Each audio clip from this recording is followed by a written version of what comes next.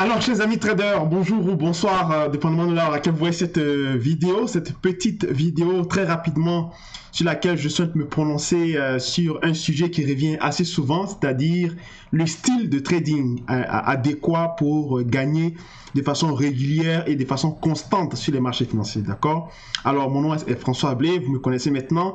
Je suis le responsable de la structure éducative et informative du GSTA, d'accord, Global Street Trader Academy. Ces temps-ci, je suis plus concentré, disons, pour des questions de restructuration interne de l'académie, à savoir la création du contenu, l'ajustement des différents outils que nous utilisons pour véhiculer nos informations, et puis aussi un peu d'administratif en arrière.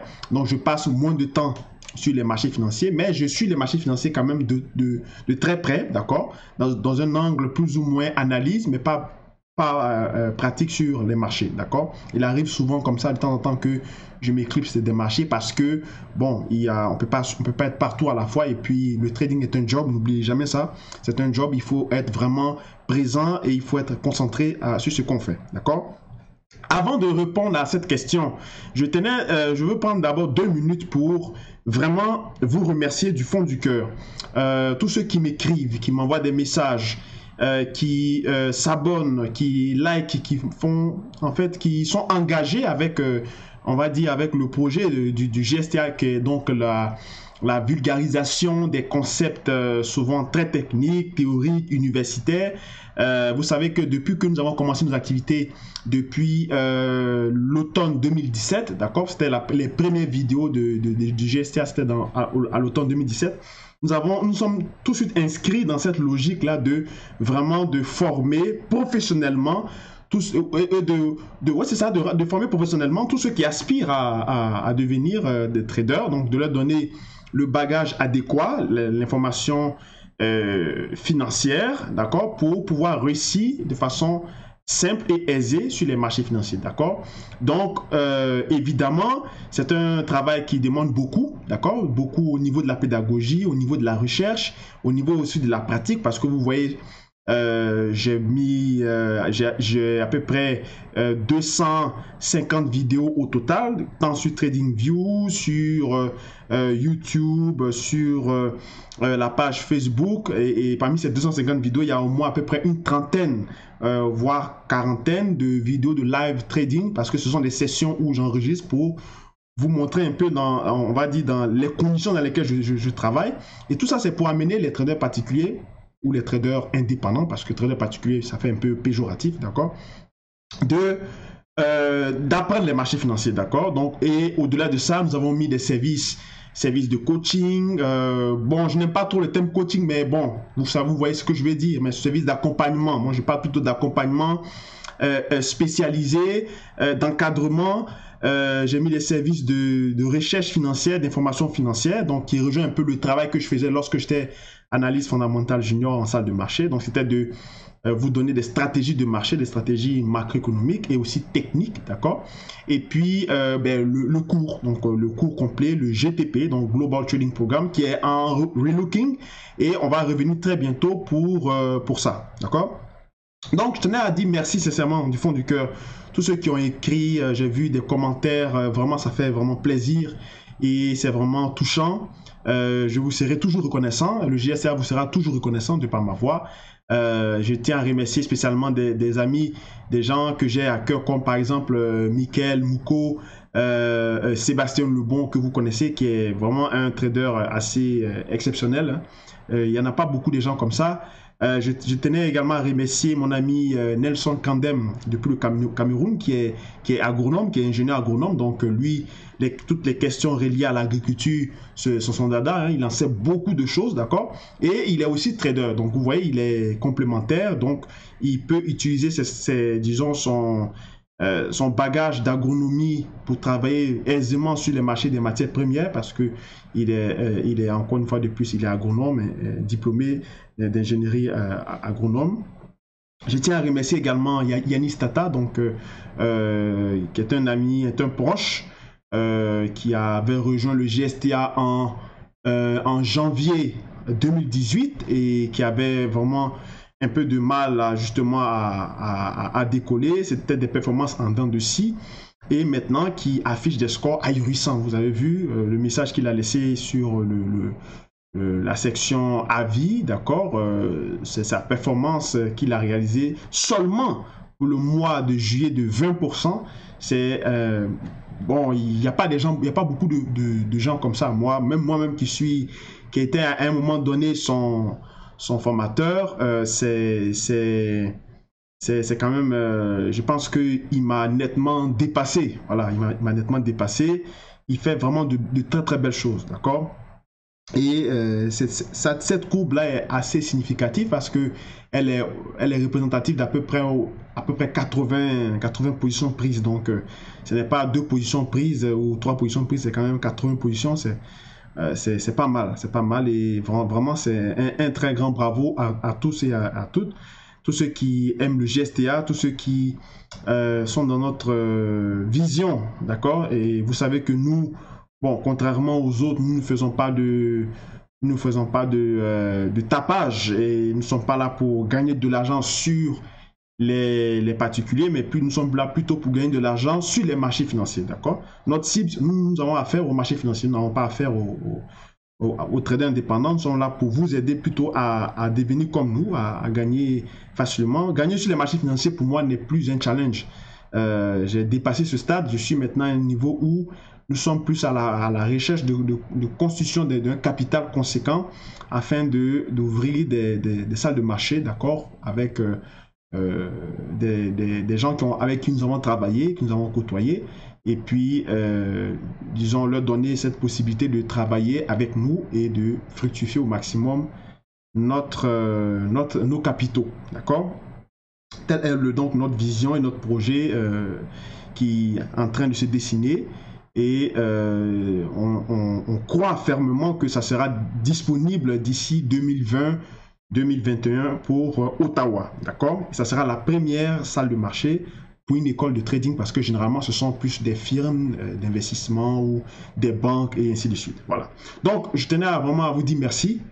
Cette vidéo, je vous la dédicace. Vous êtes vraiment formidable. Merci pour tous ces messages affectifs, ces messages de reconnaissance, et je serai toujours à votre disposition pour vous donner le maximum de moi et donc continuer dans cette voie à partager, liker, diffuser, rendons cette chaîne populaire, pas dans le sens de faire du show, mais dans le sens de vraiment d'écouter ce que nous disons.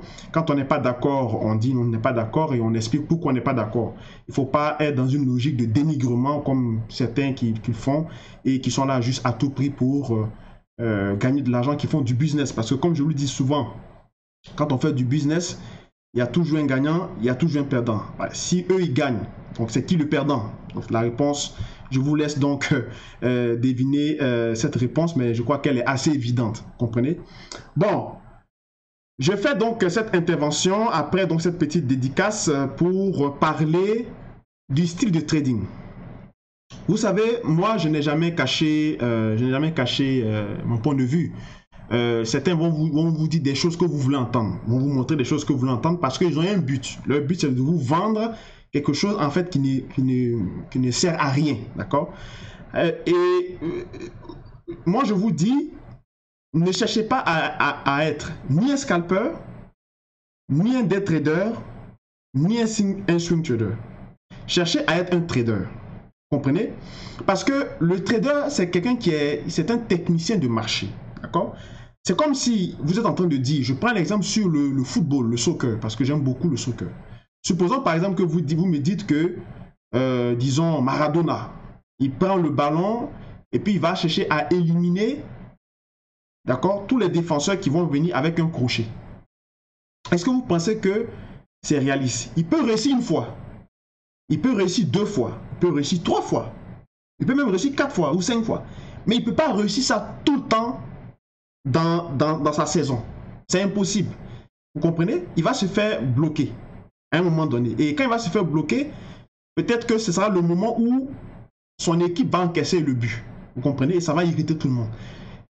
Un autre exemple encore, c'est par exemple, vous êtes gérant de commerce, d'accord? Vous êtes gérant d'un commerce et puis vous dites par exemple que je vais traiter tous les clients de la même façon.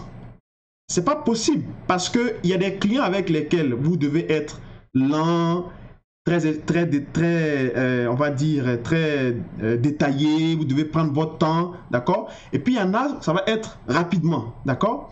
Donc vous devez vous ajuster par rapport à votre client lorsque vous négociez, d'accord? Et c'est exactement ce qui se passe sur les marchés. Vous ne pouvez pas dire, je suis un scalpeur, donc je vais passer mon temps à scalper tous les marchés. Ça va réussir, vous allez réussir ça une journée, 2 journées, peut-être une semaine, peut-être un mois. Mais vous ne réussirez pas ça dans l'année. Or, c'est dans l'année qu'on juge un trader, ou c'est sur de longues périodes, sur un trimestre, sur un semestre. On ne juge pas un trader sur un mois ou sur 2 semaines. D'accord? Alors, ceux qui vous montrent souvent ils appellent ça souvent des track records ou bien des sortes de résultats de la journée, de scalping avec que du vert. C'est très bien. Mais dites-vous que ça, ce n'est pas soutenable sur le long terme. D'accord? Il y a une firme de recherche de marché qui s'appelle Quadrax Forex Data. C'est une firme britannique, d'accord, qui a fait une étude justement comparative de 92, selon leurs données, de 92 à 2009, je crois bien, ça, parce que moi c'est en 2011 que j'avais vu cette étude. Donc de 92 à 2009, ils avaient étudié tous les hedge funds britanniques spéculatifs sur le Forex, qui étaient essentiellement des hedge funds de scalping, d'accord? Et parmi ces hedge funds, il y avait eu de grands noms à l'époque qui étaient sortis, comme par exemple Richard Bratt, d'accord, qui était très connu, qui était un scalper sur le Forex, d'accord. Il était un spot scalper. Donc, il tradait sur, je pense, le marché, je pense sur la livre, c'était un scalper de livres. Et il faisait beaucoup de grands coups, d'accord. Même tous ces gens-là, de 92 à 2009, presque 98%, 99% ne sont plus là. Vous comprenez? Presque. Ils ont tous disparu. Ils ont tous fait faillite, d'accord? Et ce n'est pas anodin. Et je vous parle des fonds spéculatifs qui ne disposaient pas de 500 euros, ni de 2000 euros. Ils avaient 500 millions, 1 milliard, d'accord? Et tout n'est pas disparu, mais disons, ils ont tellement perdu qu'ils ont foutu le camp. Vous comprenez? Ils sont partis. Alors, ce que je tenais à vous dire, c'est que ne cherchez pas à avoir un style particulier. Cherchez plutôt à apprendre à trader. Parce qu'en tant que trader, vous avez essentiellement 4 choses à faire.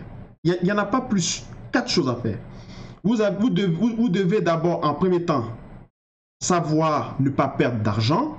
C'est la première condition. Don't lose money. Ok? Ça, c'est la première règle. La deuxième règle, c'est de te souvenir de la première. Second rule, don't forget to lose money. Vous comprenez? Donc, c'est ne pas apprendre à ne pas perdre de l'argent. Et deuxième règle, te souvenir de la première règle. Vous comprenez? Alors, ça c'est le premier job d'un trader. Gérer ses pertes ou ne pas perdre d'argent. Deuxième règle, c'est d'apprendre à détecter des opportunités. D'accord? Troisième règle, c'est apprendre à optimiser ton timing d'intervention sur les marchés. Et puis quatrième règle, c'est à les saisir. À saisir l'opportunité. Voici les 4 règles, d'accord? Peu importe tout ce que vous allez faire à côté, même tout ce que je fais, tout ce qui est question d'analyse fondamentale, tout ce qui est blabla, tout ce qui est théorique, tout ça, ça sert simplement, ça nous sert à optimiser notre timing d'intervention sur les marchés financiers. Parce que avant d'intervenir sur les marchés, il faut comprendre le pourquoi du comment. Il faut réfléchir à tout ce qui entoure donc l'environnement du produit, l'environnement de l'actif financier, avant d'intervenir sur les marchés. D'accord? On ne prend pas une décision comme ça. Mais il peut y arriver, ça peut arriver que il y aura des moments où, quand vous allez voir une position, quand vous allez voir on va dire, une opportunité sur les marchés, ça sera comme ça. Il faut prendre la décision rapidement. Donc ça peut être dans le cas du scalping. D'accord? Donc il y a des moments pour scalper, et il y a des moments où on ne scalpe pas. Mais on ne peut pas scalper tout le temps. Vous comprenez? Et ce que moi je privilégie généralement, c'est la limite entre le scalping et le day trading, c'est-à-dire l'intraday. D'accord? L'intraday, c'est vraiment ce qu'il y a de mieux. Parce que vous êtes entre le day trading et le scalping. Vous comprenez? Mais il peut y arriver que des fois, il y a des journées où vous n'allez que scalper, il y a des journées où vous allez que day trader, et puis il y a des moments aussi où vous allez faire du swing trading. Vous comprenez? Mais on ne peut pas être, c'est-à-dire ça ne fait pas de sens de dire je suis scalper, ou je suis day trader, ou je suis swing trader. Non, vous devez être des traders. Point barre. Votre job, c'est de détecter des opportunités et puis de les saisir. C'est tout. Si le marché vous propose 80 $, prenez les 80 $. Vous avez deux choix. Soit vous prenez les 80 $, soit vous prenez ce que vous avez besoin. Donc ça peut être 50, ça peut être 30, ça peut être 20 sur les 80 qui vous proposent. Mais le 20 que vous avez besoin, c'est le 20 qui vous fait, qui optimise vos profits, n'est-ce pas? Par contre, le marché, lui, il vous offre 80.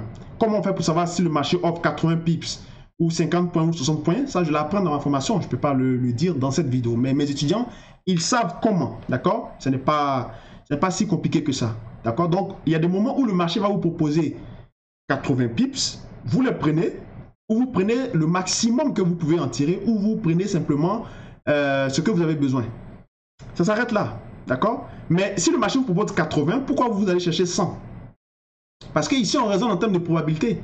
Quand on dit le marché vous propose 80 pips, ça ne veut pas dire qu'à 100% vous aurez les 80 pips si vous partez les chercher. Ça veut dire qu'il y a au moins peut-être 80% de chances de les avoir ou bien 90% parce qu'on fonctionne par des récurrences statistiques. Parce que ce sont les opportunités qui ont l'habitude de se produire et donc ça a été étudié, évalué et donc on associe à ça une probabilité que cette opportunité puisse se saisir à travers l'horizon de temps dans lequel vous cherchez à rentrer.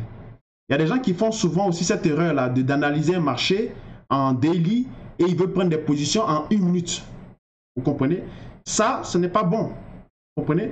Je vais revenir là-dessus justement dans une prochaine vidéo sur des choses à ne pas faire au niveau des erreurs, au niveau surtout là, avec la dimension temporelle qui encadre le trading. Mais de façon générale, ne cherchez pas à être ni scalper, ni trader, ni day trader. Cherchez plutôt à être des traders.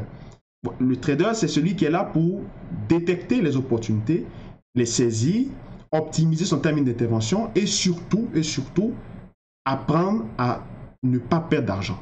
Savoir gérer ses pertes, donc éliminer le risque de perdre de l'argent et vraiment sécuriser ses positions. D'accord? Voilà les 4 tâches principales d'un trader. Tout le reste, c'est c'est que ça. D'accord?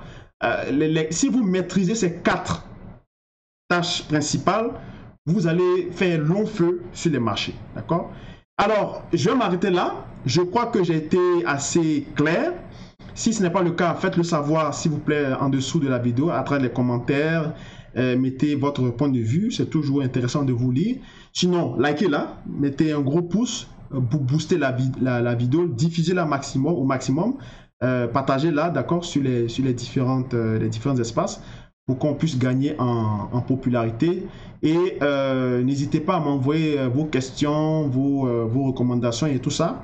N'oubliez pas aussi que vous avez un e-book gratuit sur le site www.globalstreettrader.com et vous mettez votre email, votre nom et prénom et email et vous allez recevoir, vous allez télécharger gratuitement un e-book où je reviens sur ce que je viens d'expliquer aujourd'hui, notamment sur les différents styles de trading et d'autres choses, d'accord, qui sont intéressantes pour si vous envisagez de devenir des professionnels de la finance des marchés.